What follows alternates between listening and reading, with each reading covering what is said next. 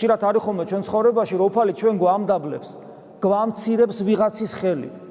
და ჩვენ გვიყვეს, რატო ხდება ეს ასე და გოგონია, რომ ამ დამცირებაში ღმერთი სად არის საერთოდ, მე ხო უსამართლოდ დამამცირეს, ან საერთოდ ის ადამიანი არის ბოროტი და მამცირებს, ამიტომ სინამდვილეში არ გვიფიქრია, რომ ჯერ ესე ღვთისგანგების გარეშე ხო არაფერი ხდება და არ გვიფიქრია, რომ ის ადამიანი, რომელიც ინსტრუმენტად გამოიყენა ამ შემთხვევაში ეშმაკმა თუნდაც, ამას ღვთისგანგების გარეშე არაფერი არ მოხდება. ეშმაკი ვერ მოქმედებს. Robodია ხომ ამას წინათაც მოვიდა ერთი ადამიანი და ჯადო გაგვიკეთეს და მკითხავ მაგვითხრა თუ ვიღაცამ გვითხრა ადამიანებო, ძმებოდადებო, ეშმაკი თითქოს თავისუფალი არსებაა, მაგრამ დამერწმუნეთ, რომ ვერ მოქმედებს ღვთისგანგებულების გარეშე.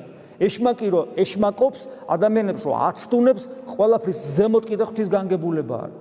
ამიტომ ადამიანი, რომელიც შენ გამცირებს, ადამიანი, რომელიც შენ დისკომფორტს გიქმნის, ღვთისგანგებით მოქმედებს შენზე. და აი წარმოიდგინეთ, ამას გვაჩვენებს აი აქ